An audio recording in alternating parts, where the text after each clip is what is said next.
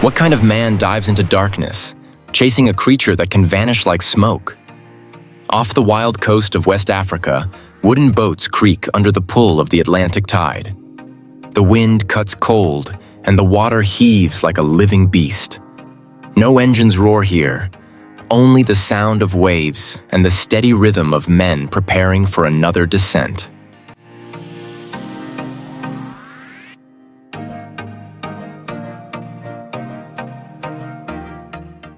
Every morning, this stretch of ocean becomes a battlefield between breadth and depth, between human instinct and the sea's most intelligent predator, the octopus. There are no oxygen tanks, no lifelines, only lungs strong enough to hold for 2 full minutes and a spear sharp enough to strike before the creature disappears into sand.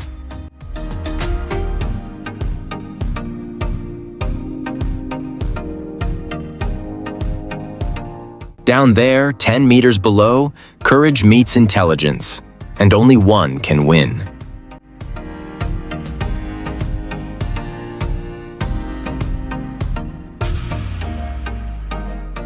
Welcome to Discover Legends. Today, 8 tons of octopus wait beneath the Atlantic, a catch worth nearly $1 million. If you crave real stories of survival and sea, stay with us. Subscribe and witness the hidden wars beneath the waves.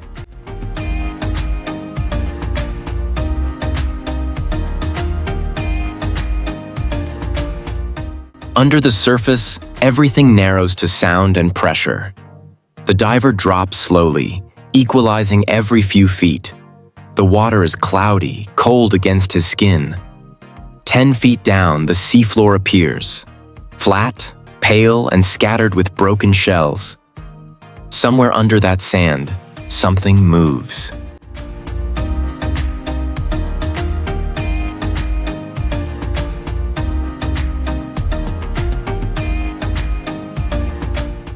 The octopus is built for deception. Its skin shifts from gray to brown in seconds. It slides through holes no bigger than a coin. It stacks shells in a line, hides its body beneath a thin layer of sand. The diver studies the marks, an uneven circle in the sand, a shell turned upside down. Those are its signs.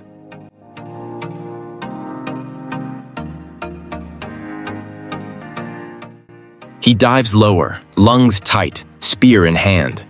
For a moment, the sea is still. Then the sand explodes. The octopus strikes first, wrapping its arms around his wrist and chest. Ink clouds the water. He can't see, only feel the pull.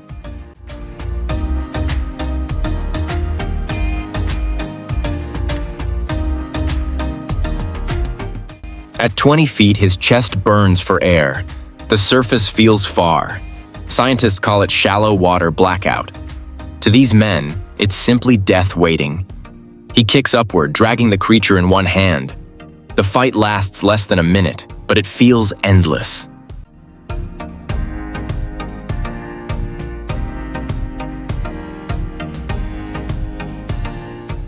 When he finally breaks the surface, he holds a 4-pound octopus against his chest. The water drips black around him. Down there, victory is never certain. Only survival.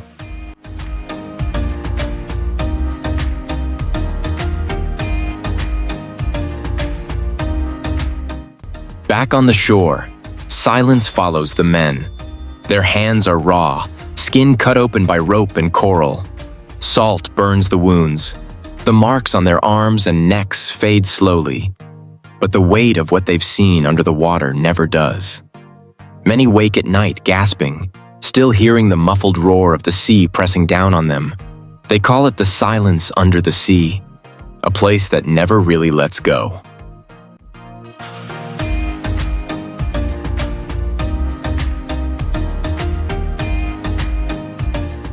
In Nuadibu, an old saying is passed from father to son. Each dive is a wager with the sea. Every time they descend, they bet their breath against the ocean's mood. Some win, some don't come back. Yet the next morning, the same boats push off again.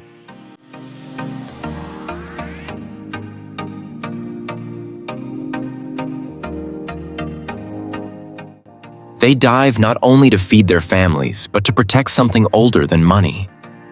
For generations, this coast has lived by the rhythm of tides and courage. Catching a 4-pound octopus is more than a sail.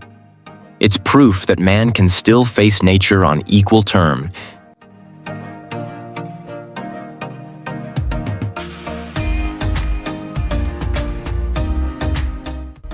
Bravery isn't loud. It's quiet, heavy, earned one breath at a time. Courage is not born from safety. It's carved by fear.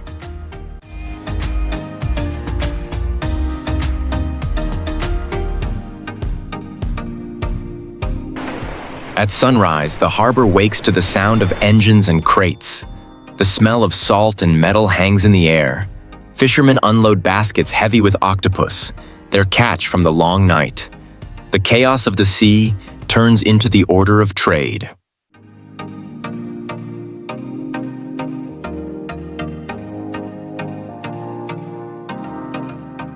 On the dock, the process moves quickly. The octopus are cleaned, sorted, and packed for export. Some are boiled for a few seconds to keep the flesh firm.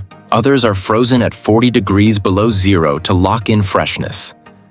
Workers move in rhythm, their hands rough and steady, repeating what they have done for years.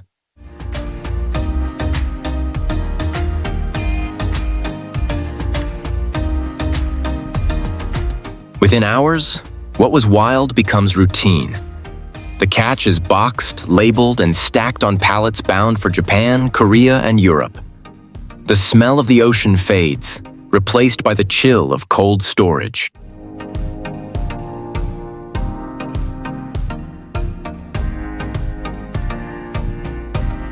Each crate carries the story of risk and labor, but no name is written on it. The men disappear behind the product. Once a living storm, now a barcode on a frozen box.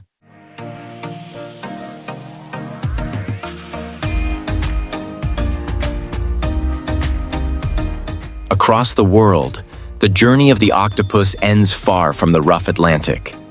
In Tokyo, thin slices of raw flesh are laid carefully on porcelain plates. The meat is soft, translucent, paired with wasabi and silence. Each bite is praised as elegance.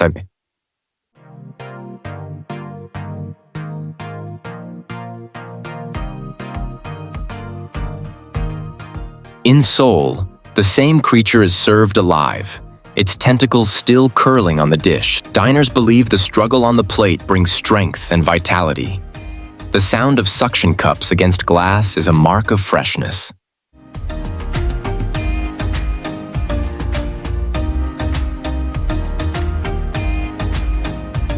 In Europe, grilled skewers sizzle at summer festivals. Crowds gather, the air thick with smoke and salt.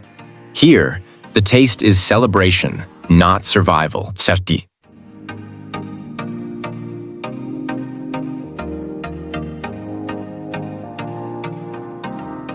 But the contrast is sharp. 6 tons wrestled from chaos become a delicacy worth hundreds of dollars. What began as danger in deep water ends as decoration on white linen. Between those two worlds lies a silence, the breath traded for beauty.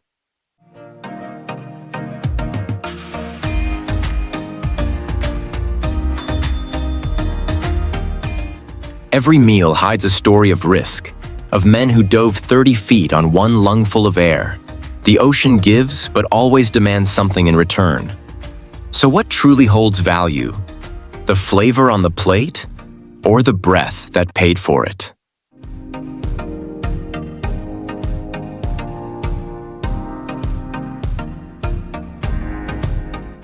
Far from the small wooden boats, steel trawlers now drag massive nets across the ocean floor. Engines roar as miles of seabed are scraped bare, leaving behind broken corals and silence. What took nature centuries to build can vanish in a single season.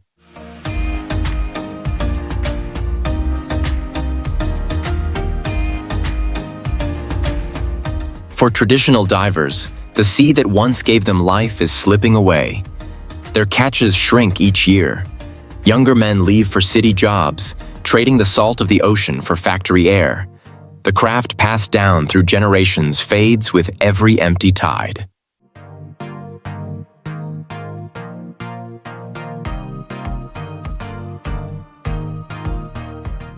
On the docks, old fishermen watch the horizon in quiet disbelief. The ocean they knew is changing faster than they can follow. Their courage is no match for machinery built for profit. Against the roar of engines, the sound of one diver's breath feels sacred.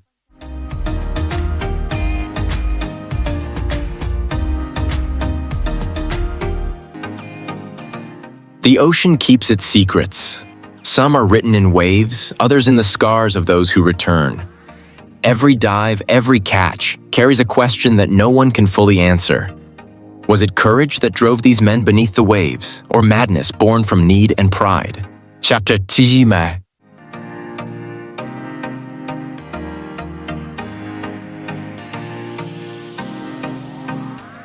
The sea does not judge. It only waits, testing whoever dares to face it again. Somewhere out there, another diver takes a final breath and slips into the blue, chasing what the world will soon forget.